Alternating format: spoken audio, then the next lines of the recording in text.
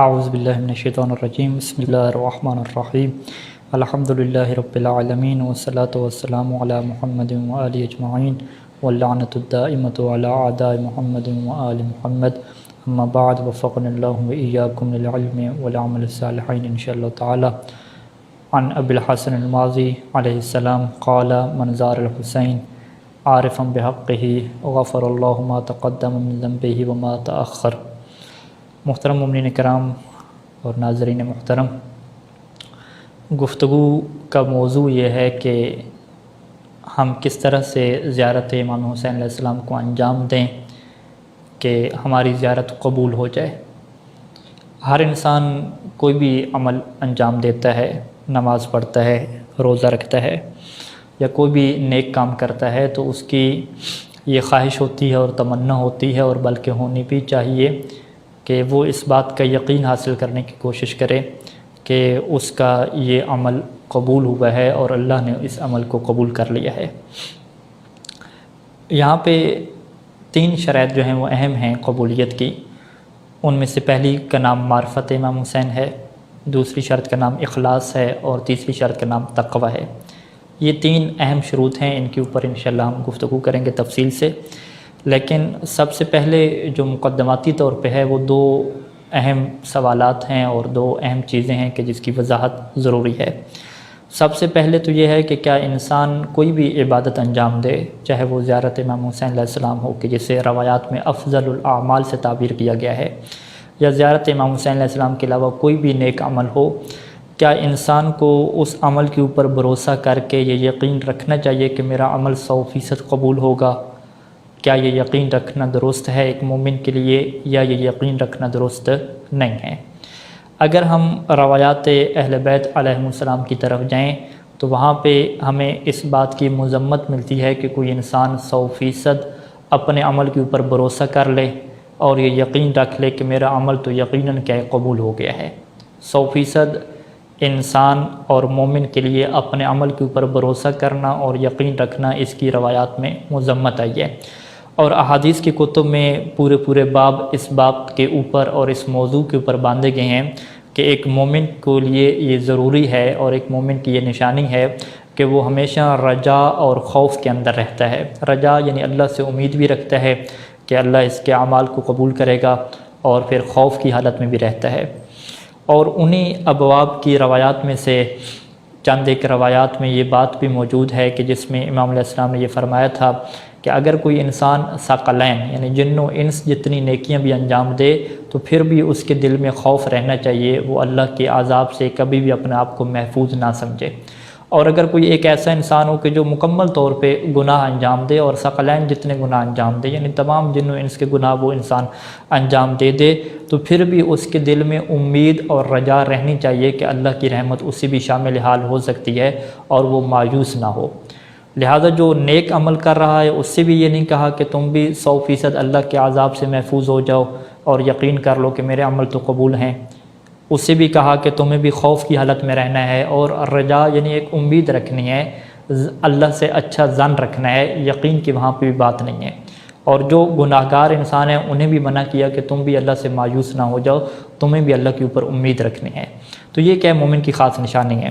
اور اسی طریقے سے روایات ہیں کہ المؤمن لا یتکل علی عملہ، کہ مومن تو وہ ہوتا ہے کہ جو اپنے عمل کے اوپر بھروسہ نہیں کرتا. اس روایت کے اندر امام علیہ السلام یہ فرماتے ہیں کہ اگر کوئی انسان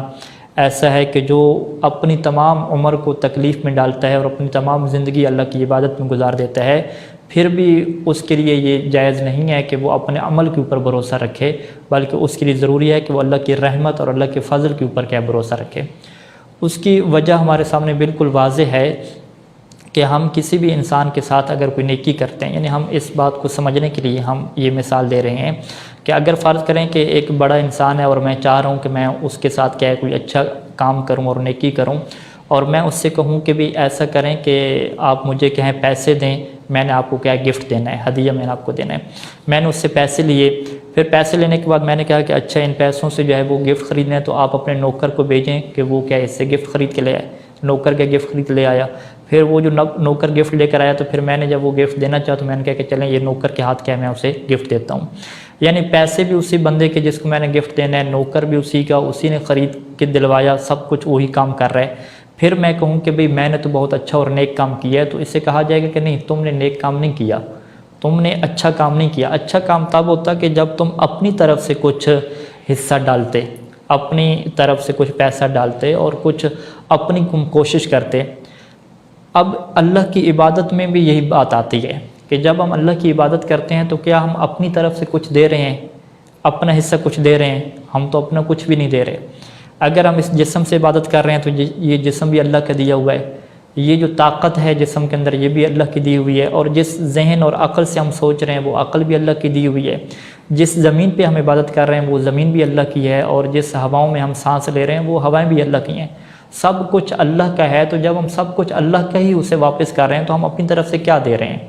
ہم نے تو اپنی طرف سے کچھ بھی نہیں دیا۔ جب ہم نے اپنی طرف سے کچھ بھی نہیں دیا، پھر ہم یہ یقین رکھیں کہ ہم نے بہت کچھ اللہ کو دے دیا اور بہت کچھ ہم نے کیا ہے عبادت کر لیا، عمل کر لیا، اور اسی کے بھروسے کے اوپر رہ جائیں، تو یہ بات درست نہیں ہے۔ عقل انسانی اس بات کی مذمت کرتی ہے، اور قرآن مجید نے واضح کہا ہے کہ تم سب کے سب فقیر ہو، تم اللہ کے محتاج ہو۔ اللہ کی ذات یہ ہے کہ وہ کسی کے محتاج نہیں ہے، وہ غنی مطلق ہے، بے نیاز ہے۔ تو ایک محتاج انسان، ایک فقیر انسان دوسرے کو کیا عطا کرے گا کہ جس کا وہ مکمل طور پہ محتاج ہے؟ تو لہٰذا انسان اپنی عبادت کے اوپر بھروسہ نہ کرے، اپنی عبادت کے اوپر یقین نہ کرے کہ یقینی طور پہ یہ درست ہے اور اللہ کو قبول ہوگی۔ درست ہونے کا یقین تو حاصل ہو سکتا ہے، شرائط کے مطابق انجام دے، لیکن یہی یقین کر لینا کہ یہی قبول ہوگی اور اللہ اسی کے اوپر اسے جنت اور فضل دے گا، اس بات کی جو ہے وہ توقع رکھنے کی مذمت کی گئی ہے، اور مومن کی یہ نشانی ہے کہ وہ ہمیشہ رجا کی کیفیت میں رہتا ہے۔ یہ پہلا سوال تھا۔ دوسرا ہے کہ زیارت امام حسین علیہ السلام کے قبول ہونے کا مطلب کیا ہے؟ دیکھیں، دو چیزیں ہمارے سامنے، ایک ہے ہماری حاجت کا قبول ہو جانا اور ایک ہے زیارت کا قبول ہو جانا ہے۔ ہم امام حسین علیہ السلام کی بارگاہ میں جاتے ہیں، بہت ساری حاجات لے کر جاتے ہیں اور ان سے ہم یہ دعا کرتے ہیں، شفاعت کی دعا کرتے ہیں، اور انہیں ہم پکار کے یہ کہتے ہیں کہ اے امام حسین علیہ السلام آپ ہمارے لیے دعا کریں، اللہ سے دعا کریں، جیسا کہ زیارات کے جملے ہیں کہ اے امام حسین علیہ السلام میری حاجات ہیں، آپ دعا کریں کہ اللہ میری ان حاجات کو پورا فرمائے۔ تو اگر وہ ہماری حاجات پوری ہو جاتی ہیں تو حاجات کا پورا ہو جانا اور ہے، اور زیارت کا قبول ہو جانا اور ہے۔ امام حسین علیہ السلام اپنی زندگی میں بھی اپنے دشمنوں کی حاجات کو بھی پورا کرتے تھے، ان کی ضروریات کو بھی پورا کر دیتے تھے، جو مانگنے آتا تھا اسے عطا کر دیتے تھے،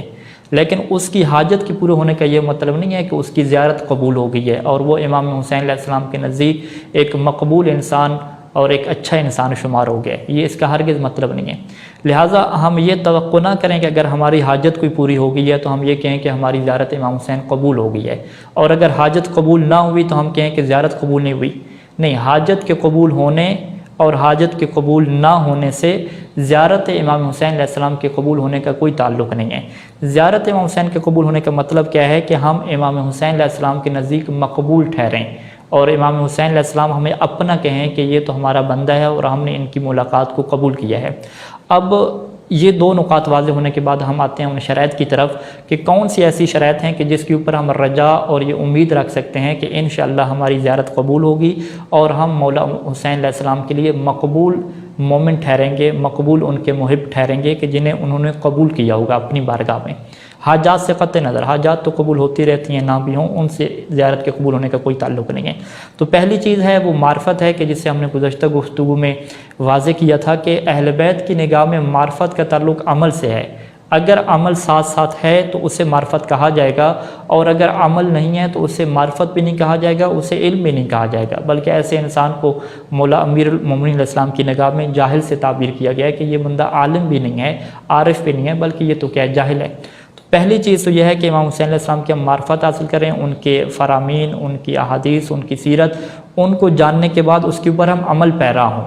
جب ہم عمل کر رہے ہوں گے امام حسین علیہ السلام کے فرامین پہ، اس عمل کرنے کے بعد ہم ان کی زیارت کو جائیں گے تو پھر ہم امام حسین علیہ السلام کی بارگاہ میں مقبول ٹھہریں گے اور ہماری زیارت قبول ٹھہرے گی، اور وہاں سے ہم اس رجا کی کیفیت میں آ سکتے ہیں کہ انشاءاللہ ہم امام حسین علیہ السلام کی بارگاہ میں جب مقبول ٹھہریں گے تو اللہ بھی کیا ہے ہمیں قبول کر لے گا۔ یہ کیا ہے، پہلی شرط ہے۔ دوسری شرط، کسی بھی عبادت کے مقبول ہونے کے لیے اخلاص شرط ہوتی ہے،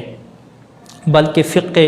جعفریہ اور فقہ کے مطابق اگر عمل میں اخلاص نہ ہو تو عمل کا قبول ہونا تو دور کی بات، وہ عمل صحیح بھی نہیں ہوتا، صحیح نہیں ہوتا، یعنی باطل ہو جاتا ہے۔ اگر وہ نماز وغیرہ ہے تو اسے دوبارہ کیا انجام دینا پڑتا ہے۔ اخلاص کا مطلب کیا ہے کہ انسان خالص اللہ کی اطاعت کرتے ہوئے اور اللہ کی خوشنودی اور اللہ کا قرب حاصل کرنے کے لیے وہ عمل انجام دے، اس کے ذہن میں جنت کی لالچ بھی نہ ہو، یعنی وہ عمل جنت کی وجہ سے انجام نہ دے رہا ہو، اور اسی طریقے سے وہ جو عمل ہے وہ عذاب سے بچنے کے لیے یا دنیا کا کوئی فائدہ، رزق اور برکت رہنے کے لیے انجام نہ دے رہا ہو۔ اگر ہم امام حسین علیہ السلام کی زیارت خالص کرتے ہیں تو اخلاص کا مطلب کیا ہوگا کہ ہم امام حسین علیہ السلام کی زیارت جنت کی وجہ سے نہیں کر رہے کہ ہمیں جنت ملے، ہم امام حسین علیہ السلام کی زیارت اس وجہ سے نہیں کر رہے کہ ہمیں جو ہے وہ عذاب سے نجات مل جائے یا ہمیں دنیا میں کیا رزق اور مال مل جائے اور ہماری عمر لمبی ہو جائے۔ یہ مقصد ہمارے نہیں ہے، بلکہ مقصد ہمارا ایک ہی ہو کہ ہم اس وجہ سے زیارت کر رہے ہیں تاکہ ہم اللہ کے قریب ہو جائیں اور اللہ کا ہمیں قرب حاصل ہو جائے۔ تو یہ اخلاص اگر ہوگا تو پھر ہی انسان کا عمل قبول ہوگا، اور قرآن نے واضح کہا ہے کہ مخلصاً لہ الدین، اللہ کو اگر دین چاہیے تو وہ بالکل 100% خالص چاہیے۔ اور روایات میں موجود ہے کہ اگر آپ کسی بھی چیز کو ساتھ شرک کریں گے اور ساتھ شریک ٹھہرائیں گے، آپ کے مقصد میں شامل ہوگا، تو اللہ اس عمل کو قبول نہیں کرے گا، کیونکہ اللہ بہترین شریک ہے۔ جو آپ نے چیز دی ہے وہ اسی کے لیے کیا چھوڑ جائے گا۔ تیسری شرط جو ہے وہ تقوی ہے، اور قرآن مجید نے واضح کہا ہے کہ انما یتقبل اللہ من المتقین۔ اس کے اوپر انشاءاللہ گفتگو ہم اگلی قسط میں کریں گے۔ والسلام علیکم ورحمۃ اللہ وبرکاتہ۔